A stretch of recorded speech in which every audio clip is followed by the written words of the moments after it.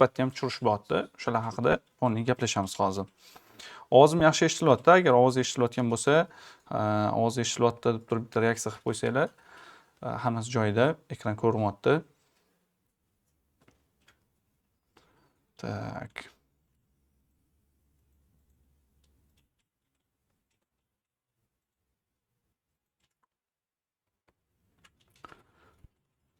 Shu chatdan javob bersanglar bo'ladi.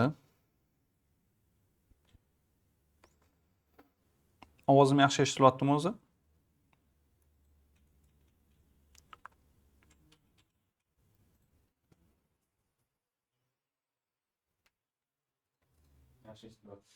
Zo'r.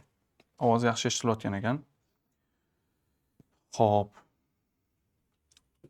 O'zi nima maqsadda Yevropaga bormoqchisizlar? Shular haqida gaplashyapsiz va oldin o'zi chet davlatlarga chiqqanmisizlar? Chiqqan bo'lsanglar chiqqanman, chiqmagan bo'lsanglar chiqilmagan va nima maqsadda borilmoqchi? Va undan tashqari ko'pchilikni qiziqtirayotgan narsa, ya'ni ofitsiant ish joyi bor yo'liga, shular haqida yoki umuman o'zi savolinglar bo'ladigan bo'lsa yozib ketaversanglar, chunki savol-javob menga ham oson. Hozir mana kamera qarab gapiryapman, xuddi o'zim bilan gaplashayotgandek bo'lyapti. Lekin sizlarning savolinglarni bersanglar, savolinglarga javob berish men uchun ancha osonroq. Va xuddi shuningdek, mana prezentatsiyani ham davom ettirib ketaveramiz. Savolinglar bo'ladigan bo'lsa yozsanglar, o'shani o'ziga detalli kirib tushuntirib berishga harakat qilamiz. Ovoz chotki. Rahmat. Hop.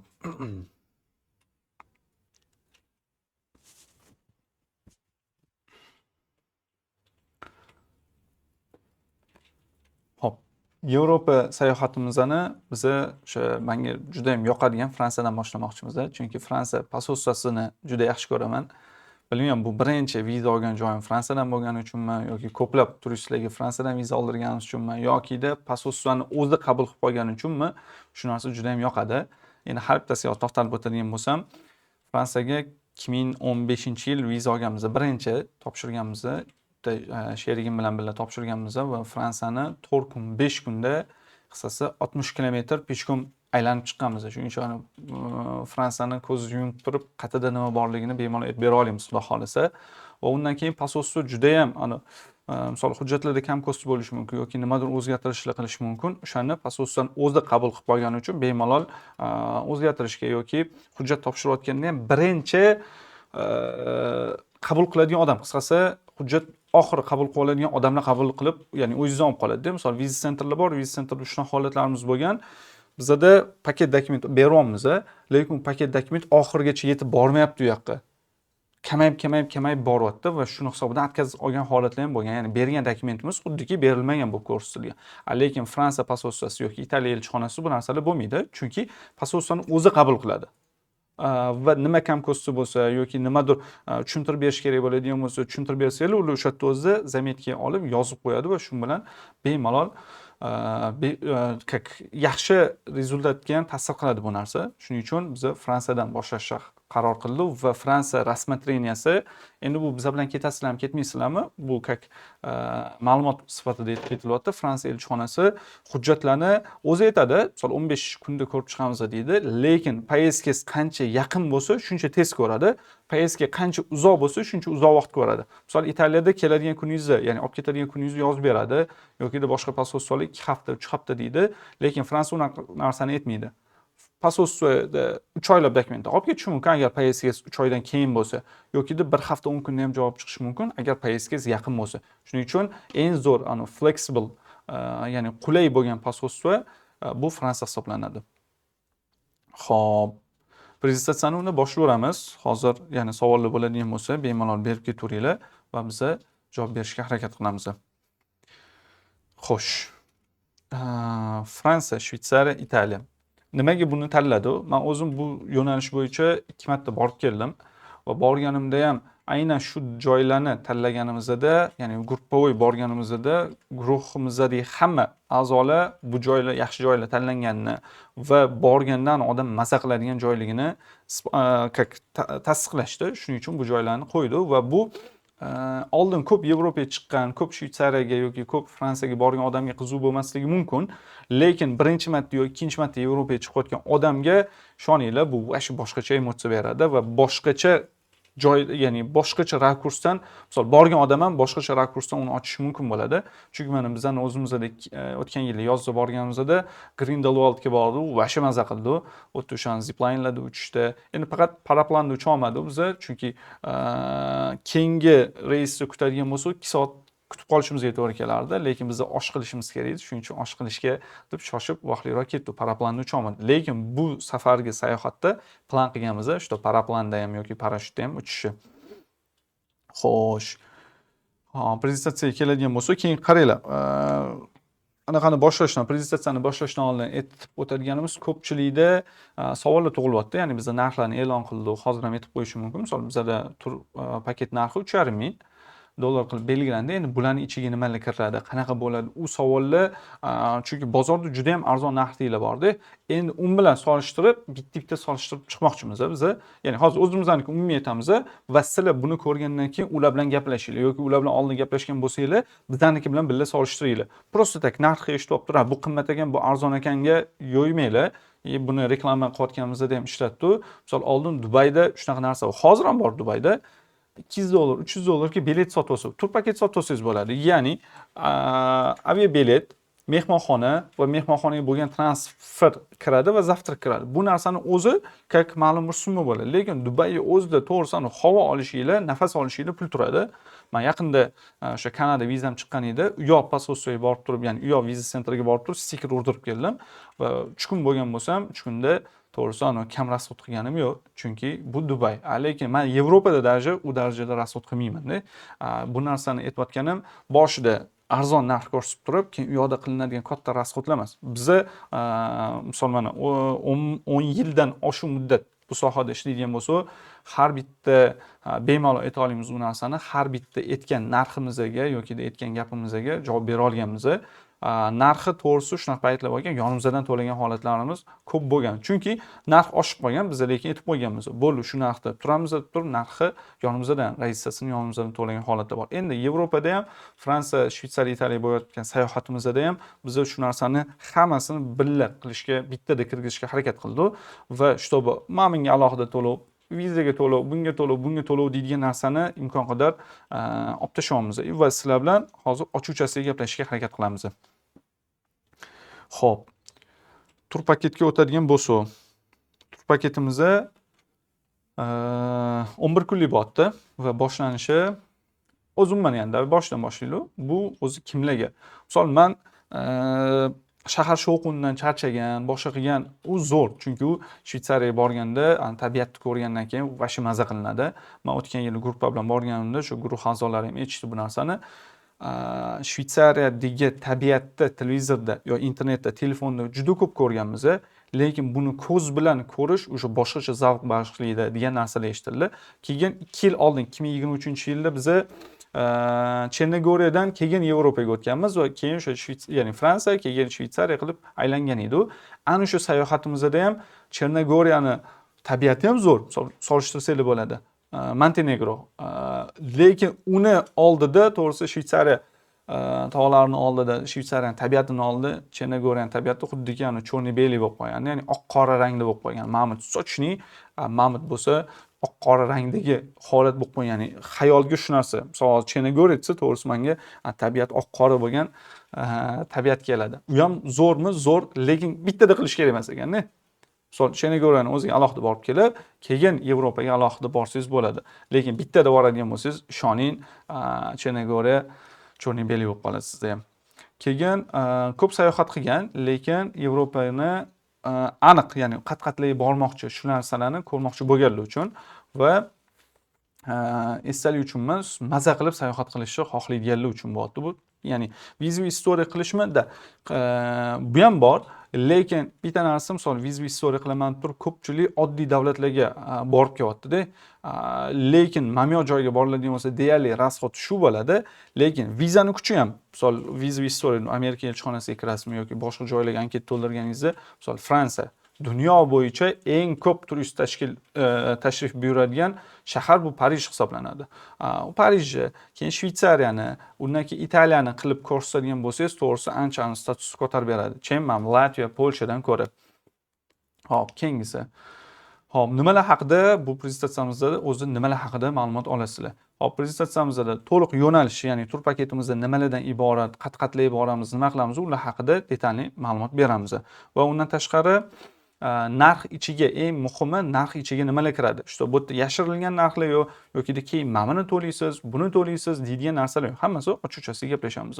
Vizaga oid savol-javoblar, ya'ni hammada har xil holat o'zini, ya'ni sizlarning holatingizdan kelib chiqib turib biz javob beramiz. Keyin viza bo'yicha nafaqat Yevropadan boshqa, misol Amerika, Kanada, Avstraliya, Angliya bo'lsin, boshqa joy bo'lsin, ularning vizalar bo'yicha ham savolingizga javob berishga harakat qilamiz. Hop, nima qiymat beradi keyin? Ya'ni bu sayohat aynan nima qiymat beradi? Shular haqida gaplashib chiqamiz. Hop, boshlaymiz. Birinchi kun xudo xolasa biz 17-iyun kuni Toshkentdan Parijga primoy havo yo'llarida uchamiz. Что bu Wizz Air Abu Dhabi orqali uchmaymiz yoki Cher Istanbul uchmaymiz. Hozircha biletlar bor. Ya'ni bu narsani aytayotganim, biletlar to'lib qolyapti va biz hozir tur paketda ham biletlarni oldindan sotib olib keyin topshiramiz. Pososiyaga topshirayotganda ham qisqasi kim kelsa bilet sotib olamiz, chunki keyin bilet topishimiz problema bo'lib qoladi. Cher Istanbul uchishimizga to'g'ri kelishi mumkin. Boshqa shu narsalarni oldini olish maqsadida biz Toshkentdan Parijga primoy reysda 17-iyun kuni uchamiz. Bu yerdan ertalab uchilinadigan bo'lsa, Parij vaqti bilan 18:20 da qo'nadi. To aeroportdan chiqib gostinitsaga borib yuklarni tashab, keyin ovqatlangani chiqqunimizcha kech payt o'sha 8-9 bo'ladi. Yaxshi restoranda ovqatlanamiz. U yerda yaxshi turistik restoranlar bor. Halol taomlari, o'sha yerda borib ovqatlanish niyat qilganmiz. Keyin ikkinchi kun Parij bo'ylab sayohat qilamiz. Parijda hamma borish kerak bo'lgan joylar bu Louvre muzeyi. Louvre muzeyining ichiga kirib aylanamiz. Bunga aniq yarim kun vaqtimiz ketadi.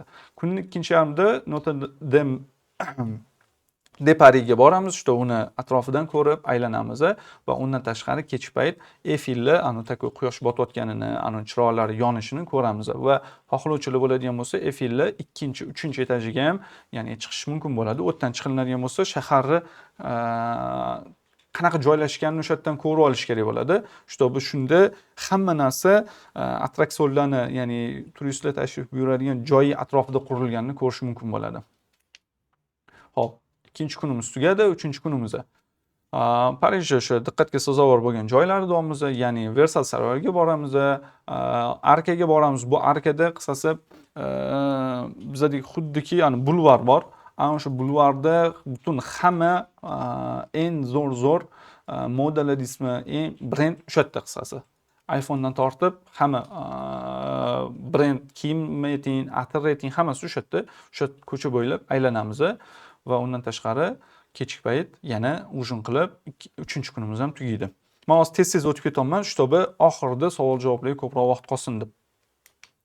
Hop, Parijdan Shvetsariyaga o'tamiz. Shvetsariyadan o'tayotganimizda biz Toshkentdan Parijga samolyotda yetib bordik.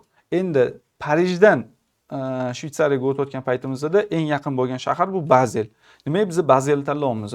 Poyezdda kelamiz Bazelga va Bazeldan mashinani arendaga olamiz u yerdan. Shvetsariyani mashinada aylanmasa bo'lmaydi. Chunki poyezdda yo samolyotda aylanadigan bo'lsangiz, tez o'tib ketib qoladi va tushib, maza qila olmaysiz. Yoqqan joylarda tushib rasmni olishga yoki to'xtab turib tabiatni ko'rishga bu o'zingiz mashina olib yuradigan bo'lsangiz, unda bo'ladi. Endi biz hozir gruppani soniga qarab turib, katta minivan olinadi yoki kichkina lyoxkovoylar. Endi yana u gruppa yig'ilgandan keyin gruppani talabiga qarab turib bu narsalarni tanlaymiz. Biz ikkita safarda, birinchisida kichkina mashina lyoxkovoyda yurganmiz, ikkinchisida katta Vito mashinada, 8 kishilik mashinada yurganmiz. Va Bazelni aylanib turib, Bazeldan Interlakenga qarab ketamiz. Chunki Interlaken bu shahar hisoblanadi. Interlaken eng sentr hisoblanadi. U yerdan tabiatda xuddiki bizda Chorvoga borib turib, u yog'iga keyin tepaga yo pastga hamma aylangani chiqib ketsa bo'ladigan joy. Shuning uchun biz u yoqni tanladik. U yerda qolamiz. Interlakenda kechki ovqatlanamiz. U yoq shahar ham o'zi ham, misol internetdan bo'g'oz etayotgan joylarimiz, bu planlarimiz hammasi bizning Telegram kanalimizda bor. U yerdan ko'rishingiz mumkin bo'ladi va har bittasini tavsiya beraman. Men internetdan yo YouTubedan, Instagramdan kirib ko'rib olinglar. Ya'ni qat-qatli boramiz. U hozir biz bu yerda to'g'risi u emotsiyani yetkazib bera olmaymiz. Lekin o'zingizlar ham yana bitta ko'radigan bo'lsanglar, qat-qatli tanlanganini va tanlangan joylar rostakasini zo'rligini bilib olasizlar. Hop, 5-kun Interlakenni aylanamiz. Interlakenni aylanib turib, keyin u yerda Lato Bruno degan joy bor. U yoqqa boramiz, sharsharaga, boshqaga, u yerda piknik qilish niyat qilganmiz. O'sha sharshara oqib turgan ikkita tog'ni orasida piknik qilamiz. Uni ham Lato Bruno, uni ko'rib olinglar. U yoqqa bormasa bo'lmaydi. Va undan keyin paraplan, parashyutlarda uchishi o'sha yerda niyat qilganmiz. Chunki Interlakenning o'zi uchilinadi. Endi buni ertalab bron qilib ketiladigan bo'lsa, obeddan keyingi havo zo'r bo'lgan paytda parashyut va paraplanda xohlovchilar sakrashi mumkin. Men 2 marta borganda bu narsa vaqt to'g'ri kelmagan bizga. Keyin уже mana hozir shu emotsiya bilan ketyapmiz. Ya'ni shu niyat bilan ketyapman. Chunki uni tepada ko'rib va uni to'g'risi men videolarni ko'rdim, men rosa yoqdi va uchganlar bilan gaplashdim. Hammasi tavsiya berishdi. Xo'p, 6-kun Interlakendan Grindelwaldga boramiz. Grindelwald bu shunaqangi joyki, biz u yerda borganimizda, mana oxirgi avgustda borganimizda gruppa bilan bordik, yomg'ir yog'ib o'tdi. Va yomg'ir yog'ib o'tgandan keyin biz tog'ning tepasida turibmiz. U yerda zipline chiqilinadi, boshqa qilinadi. Eng tepasiga chiqildi. O'sha yerda yomg'ir yog'ib o'tdi va yomg'irdan keyin bulutlar chiqib ketdi. Ya'ni bulutlar paydo bo'layotganini o'z ko'zimiz bilan ko'rdik. Endi u yerdagi emotsiyani prosta o'sha yerda turib, uni his qilgan odam biladi. Va uni ham internetdan o'zingizlar ko'rib olinglar. Ya'ni bu hamma aytayotgan joyimizni to'g'ri tanlanganini bilib olishingiz uchun. Biz aytayapmizmi, bo'ldi, shu ekan emas. Ne только biz o'z umuman, ya'ni ma'lumotlarni tekshiringlar. Ikkinchi, uchinchi joydan tekshirish kerak bo'ladi. Bu Instagram, YouTube va boshqa joy yoki borib kelgan odamlar bilan gaplashinglar. Keyin o'sha yerda o'zida Grindelwaldda bir kun qolamiz, chunki u yerda qolib, u yerda Interlaken ham shahar bu, lekin Grindelwald konkret tabiatda tog'ni tagidagi joylar, u yerda bir kun qolib, qishloq u, o'sha yerda qolib, u yerda emotsiya, u yerdagi mazani to'g'risi men hozir prosta so'z boyligim yetmayapti u narsani yetkazib berishga. Xo'p, keyingisi Interlakenda sayr qilamiz, yana piknik qilamiz, guruh restoranda ovqatlanamiz 7-kun ham. Ya'ni Interlakenda svobodniy den beramiz u yoqda 7-kunni, chunki to'g'risi u yoqqa borgandan keyin aniq planimdan tashqari men bu yoqqa boraylik, bu yoqqa boraylik bo'ladi. Uni o'sha yerda o'zida обсуждение qilib turib, keyin boradigan joylar ko'p. Uni yana guruh bilan birga обсуждение qilib turib joy tanlaymiz. Shuning uchun bu kunni prosta biz 7-kunni svobodniy den qilib qoldirganmiz. Hop, keyin 8-kun Milanga qarab yo'lga tushamiz. Milanga mashinada boramiz, chunki Shvetsariyadan Italiyaga o'tadigan yo'llari, bu tabiati ham zo'r. Keyin poyezd gaplashiladigan bo'lsa 2-3 ta пересадка bo'lardi. Lutchi mashinani tanlaymiz. Yo'l ham unaqa uzoq emas va bu to'g'risi maza qilasizlar. Yaxshi ham bu narsa tanlangan ekan degan otziv olamiz xudo xohlasa, chunki shu paytgacha shunaqa javoblar oldi. Mehmonxonaga joylashamiz. Shahar markazida kechki ovqat qilamiz. Bu Italiyada Milan shahrida 8-kunimiz o'tdi.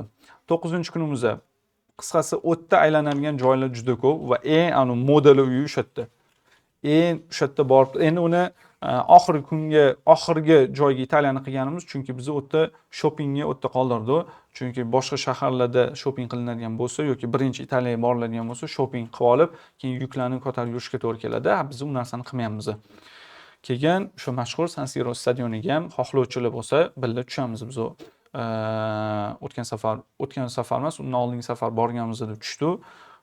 To'g'risi u stadionga tushganlar biladi bu narsani.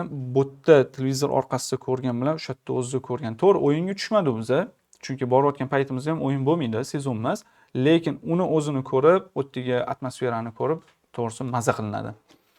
Xo'p, keyin Milan bo'ylab yana aylanamiz, sayohatlar bu yerda ko'rishingiz mumkin. Eng qisqasi diqqatga sazovor bo'lgan hamma joyini aylanib chiqish niyat qilganmiz. Shu qizuv bo'lgan joylarni, qizuv bo'lmagan joylarni emas, qizuv bo'lgan joylarni hammasini ko'rib chiqamiz deb niyat qilganmiz. Shu bilan keyin Toshkentga qaytilinadi va qaytish ham Milandan to'g'ri Toshkentga uchilinadi. Endi to'g'ri davomimiz bor, lekin o'rtada bitta Urganchda stop bor. O'shuni to'xtab texnik stop hisoblanadi. Lekin o'z aviabilet ko'rayotganingizda ham u primoy ko'rsatadi, lekin kichkina qilib turib texnik to'xtash bor, u Urganchda bo'ladi deb aytilyapti. Endi u o'zi u non stop uchish bilan barobar bo'ladi. Ya'ni Istanbul uchib samolyot almashtirib, yo unaqa bo'lmaydi. Mamlatda ham qaytib kelayotganimizda ham bitta samolyotda uchamiz, havo yo'llarida, o'shanda qaytamiz. Xo'p, endi narximiz mana $3,500. boshida ham aytib o'tdi. Buning ichiga nimalar kiryapti? 3 yulduzli mehmonxona deyapmiz, twin bed, ya'ni 2 kishilik joylashuv asosida.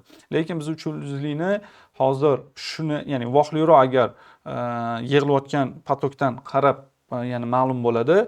Vohliroq agar gruppani yopadigan bo'lsa, biz bu narsani 4 yulduzli ham qilishimiz mumkin, chunki 3 yulduzli narxiga 4 yulduzli beradigan holatlar ko'p.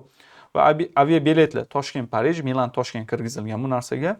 Aviabiletimiz bitta, ya'ni samolyotda uchadigan joyimiz bitta. Keyingisi Bazeldan Milanga avtomobil ijarasi, poyezd chiptalari ham, ya'ni Parijdan Bazelga boradiganimiz kirgizilgan. Endi Shvetsariyada ichida yuradigan mashinani hali nima tanlashimizni ham bilmaganimiz uchun paki bu qolib turibdi, lekin uni ham xudo xolisa shuning ichiga kirgizib yuboramiz. Sug'urta va viza xizmatlari deymiz. Viza xizmatlari deganda nima? Biza viza uchun alohida to'lov olmaymiz. O'zi to'lovimiz biz viza poddershkamiz 5 million hisoblanadi. 5 millionni biz o'zimizning gruppa a'zolaridan, guruh a'zolaridan bu narsani olmaymiz. Va undan tashqari viza uchun to'lanadigan to'lovlar ham shuning ichida, ya'ni pososiya to'lanadigan hozirgi paytda, ya'ni o'zi yevroda 80 yevro, hozirgi paytda dollarda 97 dollar bo'lgan to'lov ham shuning ichida. Mabodo vizadan atkaz olinadigan bo'lsa 450 dollar ushlab qolinadi deyilyapti. Bu nimaga ushlab qolinadi desa, bu narsani o'zingizlar ham tekshirtiringlar. Fransiya elchixonasida hozir sezon bo'lgani uchun joy yo'q. Ya'ni joy tabiiy ravishda nima deydi, qisqasi joylar boshqalar tomonidan sotib olingan va u sotilyapti. Откровение aytadigan bo'lsa, joylar sotilyapti va joylar 200 dollarga sotilyapti. 200 dan 500 gacha qarab sotilyapti. Biz endi eng birinchilardan olganimiz uchun joyi 200 dollarga o'chirib sotib olamiz. Shu vaqtlar kirishingiz uchun keyin pososiya to'langan. To'lov 100 dollar bo'ldi, shuni o'zi 300 dollar bo'ldi. Endi 150 dollar nimagaki? Biz aviabiletni, ya'ni Toshkent, Parij, Milan, Toshkent bo'lgan reysni ham sotib olamiz va uni atmen qilinadigan bo'lsa, shtrafi bo'ladi. Har bir yo'nalishda примерно 70-80 dollardan shuni qo'shib turib 150 dollar qilib olganmiz bu narsani va 450 dollar qilib belgiladi. Mabodo atkaz chiqsa. Lekin bu narsada endi men o'zim vizam bor, meni 1 yillik vizam bor. Shuni hisobiga men birga ketayotgan odam bo'lib, hamma bu sohada 10 yildan oshiq ishlaganimiz uchun to'g'risi hujjatlarni imkon qadar zo'r tayinlashga va pososiyadan atkaz olmaslikka harakat qilamiz va u yoqda gruppoga ketayotganimizni va garantiyor biz o'zimiz bo'lishimizni, firmamiz bo'lishini ham o'tda ko'rsatib ketamiz. Shtobi sizlar borib Yevropada qolib ketib qolmaysizlar, Shvetsiya, Norvegiyaga qochib ketmaysizlar, o'sha narsalar bo'ladi. Endi bizda hozir ham gruppaga qo'shilamiz deyotganlar ko'p bo'lyapti, lekin ularni yaxshilab o'rganib chiqiladigan bo'lsa, chista bizlar bilan viza olib borib olish, aylanishga ham rozi, lekin qaytib kelishga rozi emas. O'sha yerda qolmoqchi. Yo'q, biz unaqalarni olmaymiz. Chunki u yoqda bizni ответственностьni o'z bo'ynimizga olib turib kelyapmiz va keyin agar hozir kimdir parod qiladigan bo'lsa, keyingi vizalarda bizga ta'sir qilib qoladi. Shuni hisobga olib turib, yo'q, lutchi biz qolib ketadiganlarni olmaymiz, lekin borib kelmoqchi bo'lganlar, пожалуйста, yordam beramiz. Endi eng muhim joyi hujjatlar masalasi ham. Chetga chiqmagan bo'lsa ham viza olsa bo'ladi. Ya'ni Yevropaga viza olish uchun istoriya bo'lishi kerak degan narsa to'g'ri bo'lsa yaxshi, lekin majburiyatsi yo'q. Chunki men o'zim birinchi vizamni 2015-yil Parijga, ya'ni Fransiyaga olganmiz. Hech qayerga chiqmagan edim men. Na Qozog'iston, na boshqa joyga chiqilmagan edi. Undan keyin o'sha juda ko'plab, bir adashmasam 4 mingtadan oshiq shakl mijozga xizmat ko'rsatgan bo'lsa va ulardan juda ko'p qismi to'g'risi vizada muammosi bo'lmagan, ya'ni viza istoriyasi bo'lmasdan turib ham viza olgan. To'g'ri, istoriya bo'lsa foyda beradi. Ya'ni men u istoriya qilmayin, boshqa qilmayin degan tarafdor emasman. Bo'lsa plyus, lekin bo'lmasa minusga yuradigan narsa yo'q. Aynan Schengenda, ya'ni Yevropaga viza olayotgan paytda. Xo'sh, keyin bitta narsa ishlash masalasi. Ofitsialniy ishlamayman deydigan holatda ham bunga ham yechim bor. U narsani sizni holatingizdan kelib chiqib turib alohida aytilinadi. Shu bu yerda hujjatlarni qalbakilashtirish yo'q, boshqa narsalar yo'q. Bu narsadan yiroqmiz biz. Lekin to'g'ri taqdim etilsa, shu narsa eng muhim hisoblanadi. Chunki hamma baribir qayerdandir yashash uchun ham qayerdandir pul oladi. Ofitsialniy ishlamasligi mumkin, lekin qayerdadir baribir firma o'zi nomida bo'lmasligi mumkin. Boshqa shu holatlarda biz o'zimiz, ya'ni har bitta odamlar individual holatidan kelib chiqib turib aytamiz, sizga buni qilamiz, sizga buni qilamiz, sizga mana bunaqa qilsa bo'ladi deb turib yechim beramiz xudo xolasa. Endi buni ommaga mana bunaqa bo'ladi deb aytmasligimizdan sababi, xossatan bo'lgan narsalar ommaga e'lon qilinmaydi. Uy qilinishi ham noto'g'ri bo'ladi va u noto'g'ri talqin qilinadi. Odatda bizda hozir bozorda, O'zbekiston bozorida shu muammo bor. Chunki aynan bir toifa insonlarga to'g'ri kelgan narsani ommaga yetishadi. Qisqasi mana bunaqa ekan deb turib. Lekin u hammaga ham to'g'ri kelavermaydi. Shuni oldini olish maqsadida biz har bittalarni holatinglardan kelib chiqib turib aytolamiz biz. Hop, keyingisi kerakli hujjatlar. Mana bu yerda zagranipasport, ya'ni hammada zagranipasport bo'lishi shart. Olmaganlar bo'lsa, ya'ni shunaqalar ham bor, olmaganlar bo'lsa, tez hujjatingizni topshirib, zagranipasport olishingiz kerak. Chunki zagranipasport chiqishiga ham hozir paytda 10 kun, 15 kun vaqt ketyapti. Keyin yashil pasport yoki ID karta deymiz. Bu hammada bor. 3,5 ga 4,5 2 dona rasm kerak bo'ladi. Rasmni biometrik deymiz. U qanaqa rasm? Yuzni yaqin qilib olingan bo'lishi kerak. Qisqasi pasportingizni qarasangiz, rasm xuddi shunaqa rasm chiqarib bersin, yuzni yaqin qilib. Odatda ko'p rasm holi nima? 3,5 ga 4,5 razmeri to'g'ri oladi, lekin rasm uzoqdan qilib qo'yilgan bo'ladi. Yo'q, unaqa kerak emas. Bizga o'sha biometrik yuzni yaqinroq qilib olingan rasm kerak bo'ladi. Keyin bank statement, ya'ni shotingizda pul bo'lishi kerak, ya'ni viza kartangizga u viza karta oldin ishlatayotgan bo'lsangiz zo'r.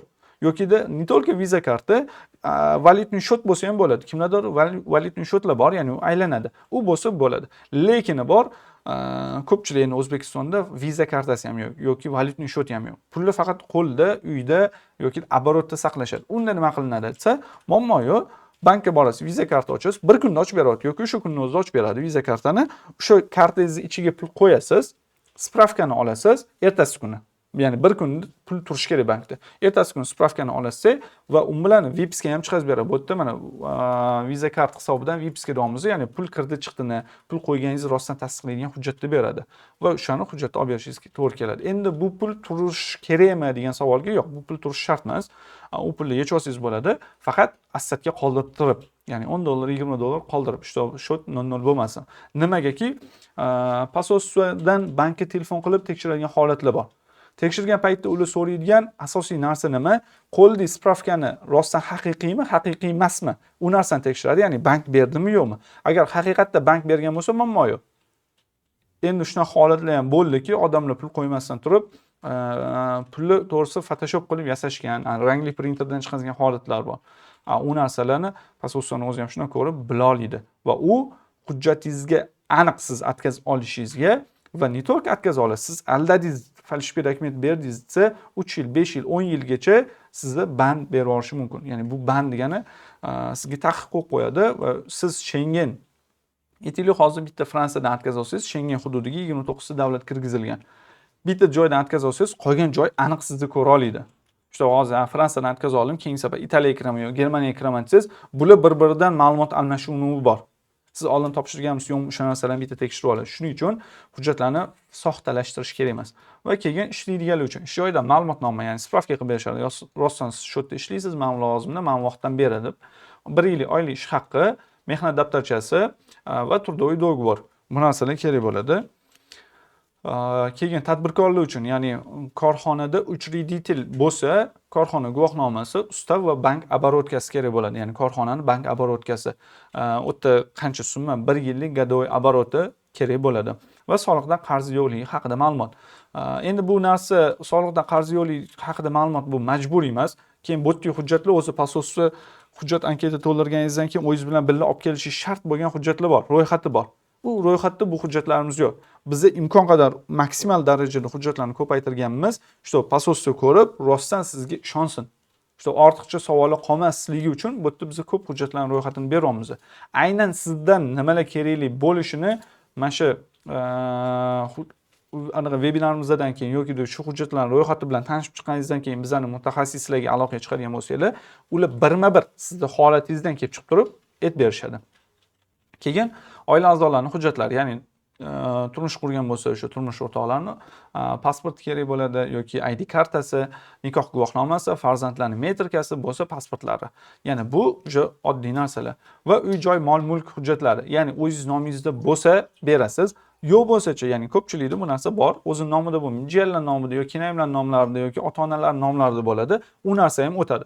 Chunki men o'zim posostvaga kirganimda shu holat bo'ldi.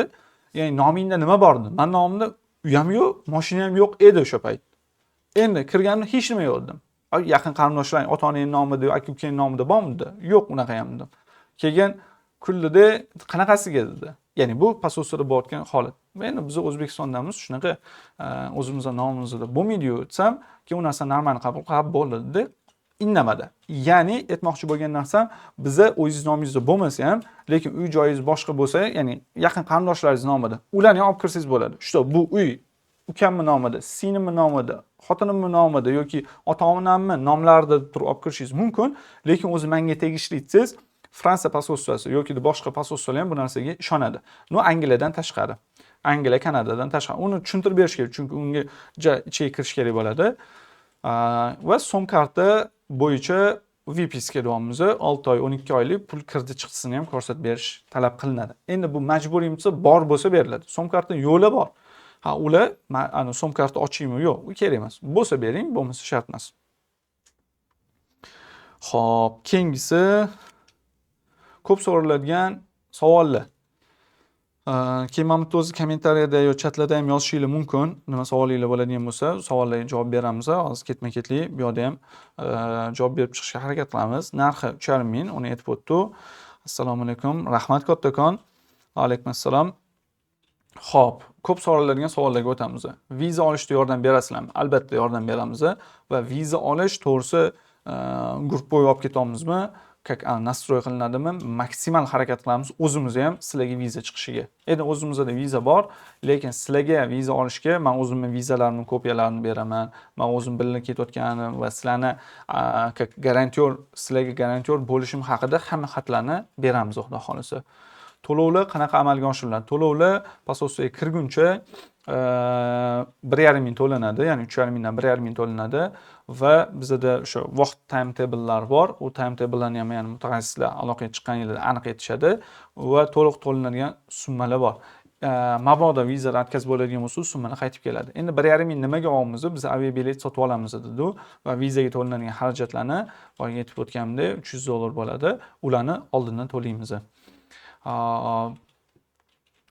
Internet va tarjima bo'yicha yordam bo'ladi. Ya'ni u yoqda yurganingizda internet yoki tarjimonlik bo'yicha men o'zim birga bo'lganim uchun xudo xolisa undan muammo bo'lmaydi va internetda bu yerdan sim karta sotib olib, bemalol yoki o'zingizning sim kartangizni ishlatishim kerak deydigan bo'lsangiz, roaming olib, u bilan bemalol ketaversangiz bo'ladi. Muammo bo'lmaydi. Ya'ni shu paytgacha to'g'ri men 2 yil oldin borganimda rosa muammo bo'lgan, chunki men telefonimni esim o'qimaganini hisobida problemim bo'lgan.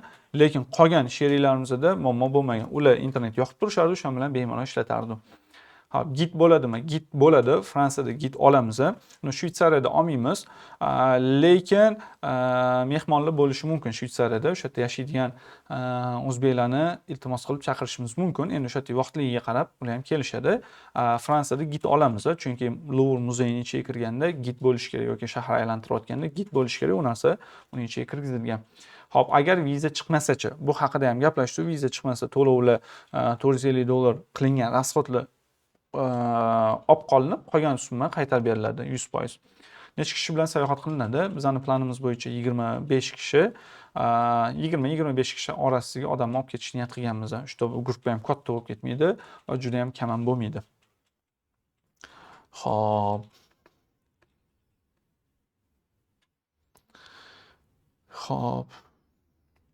Avstraliya safari qachon bo'ladi? Hop, Avstraliya safari bizning vizamiz chiqmadi, ya'ni atkaz bo'lmadi-yu, vizamiz juda ham cho'zilib ketdi. Shuning hisobiga biz o'zimiz anketamizni yechib oldik. Endi hozir sezon o'tib ketdi, уже kunlar sovib ketadi u yoqda. Shuning hisobiga Avstraliyani keyingi yil noyabr, dekabr oylariga plan qilyapmiz. Hozir Yevropadan keyin, ya'ni yozda Yevropadan keyin sentyabr oyida futbol mavsumi boshlanganda Angliyani qilmoqchimiz va undan keyin Avstraliya va undan keyin xudo xolisa Amerika, Kanada shularga harakat. Men endi o'zim xudo xolisa may oyida Kanadaga ketyapman. Yaqinda Kanada vizam chiqdi. Unga borib, o'tgan sharoitlarni ko'rib kelgandan keyin, ya'ni bular haqida ham, ya'ni Kanada haqida ham batafsil ma'lumot bera olamiz. Endi Kanadada bitta narsani aytib ketdik. Kanada vizasini olgunimcha men 2 marta atkazim bor edi Kanadadan. Bittasi 2019-yil, bittasi 2024-yil. Endi undan keyin biz Kanadaga shunaqa dokument tayinladik-ku, nimaga atkaz olganimni birinchidan detalni oldim. Atkaz xatida общий yozib beryapti. Yo'q, men zapros qildim deb pul to'lab turib zapros qildim va u yoqdan nimaga konsul menga atkaz berganini detalni yozib beradigan 12-13 varaqli xat oldim men. Va o'sha xatda har bitta punkti bo'yicha yaxshilab o'rganib chiqib, unga qayta xat yozildi. Sen menga mamnaqa deb atkaz beribsan, o'zi meni holatim mamnaqa deb topshirganimdan keyin 23 kundami Kanada viza tasdiqlandi va yaqinda o'sha Abu Dabiga borib turib vizamni olib keldim va xudo xohlasa mayda ikkinchi yarmida mayga Kanadaga ham sayohatimiz bor. Keyingisi Italiyaga vizasi qiyin emasmi? Italiya vizasi agar dokumentlar yaxshi bo'ladigan bo'lsa qiyin emas, lekin Italiyada o'chirib olish problema. Agar biznes viza bo'lmaydigan bo'lsa, hozir turist vizaga juda joyli problema. Faqat telefondan deydi yoki borib yozdiring deydi. Yozdirsangiz ham 2 oydan keyinga beryapti. Shuning uchun Italiyadan ko'ra lutchi boshqa joylardan qilgan yaxshiroq. Endi tez viza kerak bo'ladigan bo'lsa, bu Vengriya. Ertaga ham joy bor, indinga ham joy bor. Misol, ya'ni yaqin kunlarga hujjatlaringizni topshirib chiqsangiz bo'ladi va 1 hafta 10 kun ichida rassmatringni qiladi. Cho'zilib ketsa 2 haftada. Tezroq bormoqchi bo'lsangiz lekin standart boshqasi bo'ladigan bo'lsa, boshqa Schengen davlatlarni tanlashingiz mumkin bo'ladi. Xo'p, bir kishi bo'lsa ham guruhga qo'shiladimi? Ya'ni bir kishi bo'lsa ham deganda bitta o'zingiz bo'lsangiz-da, u sherik bo'lish shart emas. Sherik o'zi guruh a'zolaridan yig'ilinadi va guruhda shunaqalarni yig'yapmizki, qadriyatlar ham bir-biriga to'g'ri keladigan odamlarni imkon qadar filtr qilib yig'yapmiz. Misol, qadriyati to'g'ri kelmaydigan bo'lib pulini to'layman deydiganlar ham bizni to'g'ri tushuntirib, sizni guruhga emas, sizni o'zingizga individual tur qilib beringlar. Alohida vizangizni chiqarib beringlar, alohida individual tur qilib beringlar turib, ularga ham tushuntirayotgan holatlarimiz, tushuntirgan holatlarimiz bo'ldi, ya'ni qabul qilmagan holatlarimiz bo'ldi. Shu keyin u yoqda safarga chiqqanda safarning sherini aniq bilasan deganda, shuning uchun u yoqdagi bizadagi holat eng muhim hisoblanadi. Shu o'tni ichki atmosfera, o'tdagi ichki muhit, shu bitta sherigingiz yomon bo'ladigan bo'lsa, to'g'risi butun ta'til davomida yoki sayohat davomida sizga u manzur bo'lmaydi. Shuning uchun u narsani to'g'risini chertib tanlanyapti. Xo'p. Keyin ko'p savollar, xo'p, bu yoqda savollar kelyapti. Italiyada o'qish va yashash xarajatlari qimmatmi? Yo'q, o'qish javob qimmat emas. 2000, 3000, qimmat bo'lsa 5000 bo'ladi kontraktda. Yashash xarajatlari ham 600-700 yevro oyiga takoy yaxshi yashasangiz hamma rasxodlar bilan birga kiradi. Endi buni rasxodni ko'paytirish yoki kamaytirish o'zingizga bog'liq. Kamaytirish juda qiyin u. Chunki arenda bor, boshqa bor, ya'ni majburan to'lanadigan to'lovlar bor. Lekin yeb ichar uni oshirish bu sizga bog'liq. Uyda ovqat qilib yeydigan talabalarimiz o'rtacha shu 600-700 yevro rasxod qiladi. Restoran yoki fast foodlar yeb ko'chada ovqatlanadigan bo'lsa, qimmatlashib ketishi tabiiy holat. Xo'p. Keyin Vengriya orqali Schengen olib bo'ladi. Ya'ni savollar shunaqaki, Vengriya orqali Schengen vizasini olgandan keyin boshqa Schengen davlatlariga o'tsa bo'ladimi? Vengriyadan aylanmasdan. Schengen qoidasi bo'yicha shunaqaki, viza olgan joyingizga uchib borishingiz sizga tavsiya qilinadi. Ya'ni high recommended, ya'ni juda ham kuchli tavsiya qilinadi. Bu degani o'sha yoqqa uchib borishga majburmisiz? Siz yo'q, majbur emassiz. Boshqa joydan ham kirib borsangiz bo'ladi, lekin boshqa davlat sizni qaytarib yuborishi mumkin. Shuning uchun Vengriyaga kiriladi. Bizning o'zimizda ham turistlarimiz bo'lgan, Vengriyaning chesti vizasini o'zini olganmizda, keyin Vengriyaga shuni ertalab tushyapti. Obeddan keyin o'sha aeroportda o'zida obeddan keyin boshqa davlatga qarab uchib ketishyapti. Shuning uchun u narsa bemalol mumkin. Schengen viza olgandan keyin aytganimizdek 29 ta davlatda bemalol aylanib chiqishingiz mumkin bo'ladi. Даже Islandiyaga borsangiz bo'ladi. Xo'p, vizam bor, meni olib ketasizlarmi?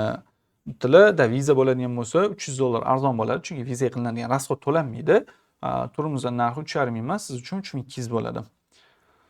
Mana o'zimning ham vizam bor, xudo xolasa birga olib ketamiz. Xo'p, keyin yana ne только Yevropa, boshqa savolingiz bo'lsa ham beringlar. Misol Amerikamida, Kanadamida, Angliyamida, Avstraliya, Yangi Zelandiya farqi yo'q. Bilimimiz yetgancha, Alloh qodir qilgancha javob beramiz, xudo xolasa. Hop, keyingisi o'sha prezentatsiya tugagan ekan.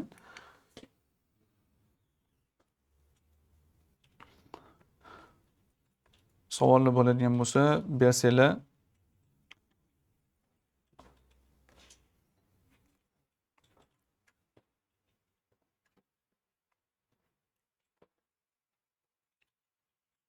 Yaxshi savol beribdilar. Viza muddati qancha bo'ladi? Qancha vaqtga beriladi va turdan keyin yana borsa bo'ladimi?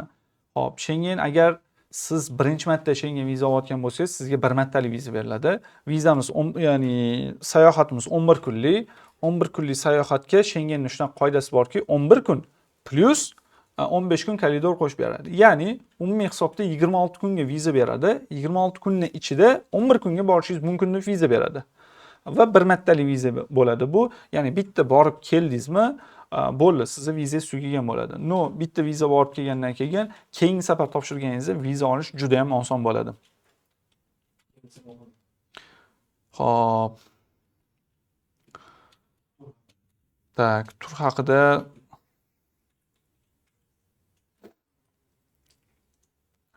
yana Rim Venetsiyani qo'shsa bo'ladimi? Qo'shsa bo'lardi, lekin sayohatimiz cho'zilib ketadi. Ya'ni ular bir-biridan uzoqda. Venetsiyani-yu amallasa bo'ladi, chunki Milanga yaqin. Uni o'sha yerda o'zida bo'lganda bo'sh kunimiz paytida bo'ldi, biz shopping qilishdan yoki shahar aylanishdan charchadi.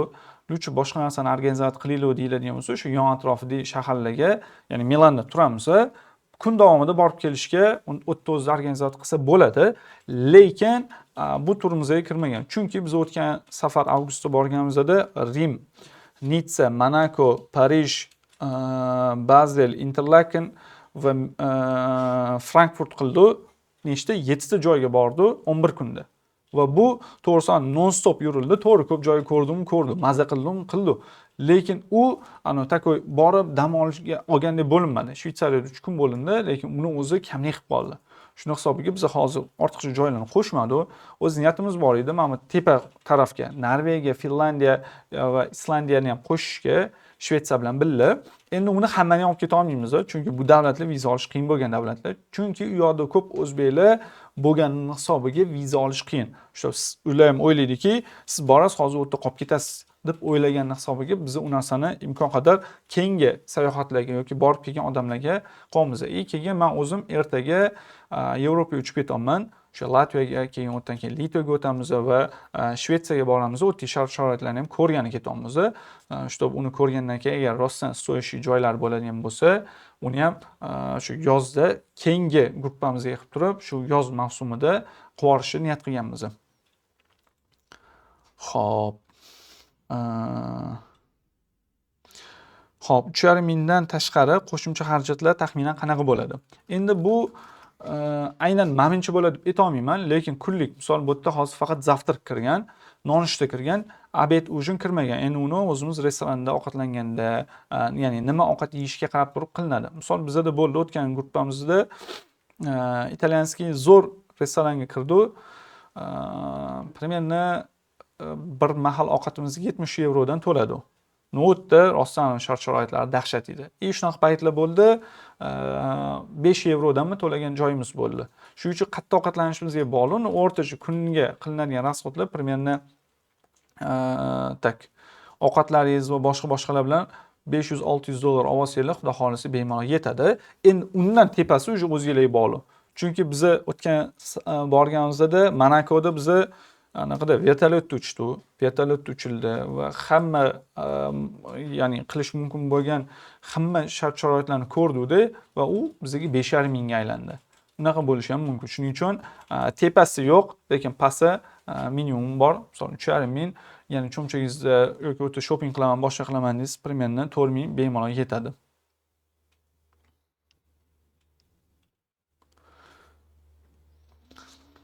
Xo'p, savol bo'lishi mumkin. Ovqatlanishlar kim hisobidan? Ya'ni men hozir aytdim bu narsani.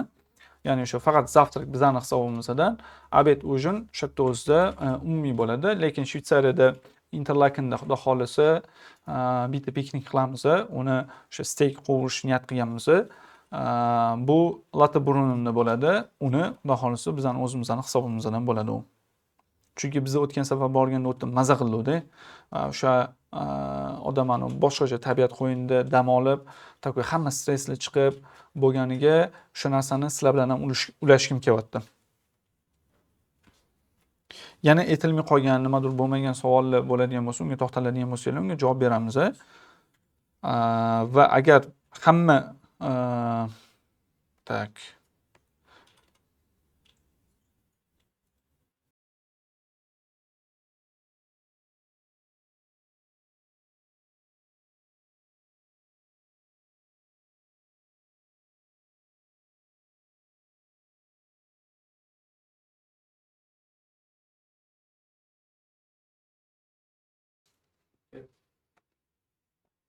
Xo'p, savollar уже kelmayapti. Keyin hozir Telegramda biz link qoldiramiz. O'sha link orqali kirib joylarni band qilishingiz mumkin bo'ladi. Va yana qanaqa savolinglar bo'ladigan bo'lsa, biz telefon nomerlar va boshqa narsalar qoldiramiz. Hammasi ma'lumotlar bor. O'shalarga chiqib turib, alohida individual so'rab, ya'ni sizlarning holatinglar qanaqa, nima o'shalarni tushuntirishingiz mumkin bo'ladi. Endi bu yerda kimlardir uyalib so'ramagandir yoki ommaga e'lon qilishni xohlamagandir, lekin o'zimizning alohida chiqindirilgan bo'lsa, Xudo xohlasa ya'ni bilimimiz yetgancha qo'limizdan kelgancha javob berishga harakat qilamiz. Xo'p, уже 1 soatga yaqinlashib qolibdi. Уже savollar ham qolmadi. Shuning uchun yana alohida savollar bo'ladigan bo'lsa, hozir aytganimdek tayyormiz. Keyingi ko'rsatuvlarda, ya'ni keyingi efirlarimizda ko'rishguncha. Xo'p, bitta savol beribdilar. Bu yerda viloyatliklar uchun viza Toshkentga borishganda albatta, chunki viza topshirish uchun o'zingiz kirasiz posostvoga, отпечатка topshirishga va hujjatlarni topshirgani shaxsan o'zingiz kirasiz. Bitta Yaponiya posostvosida o'zingiz kelishi shart emas, boshqa odam kelishi mumkin, lekin qolgan Schengen barchasida o'zingiz kelishi shart bo'ladi. Shuning uchun o'zingiz Toshkentga kelib ketasiz. Rahmat kattakon hammaga. Xudo xolisa keyingi, ya'ni bu sayohatga Xudo xolisa birga borishni hammamizga nasib qilsin.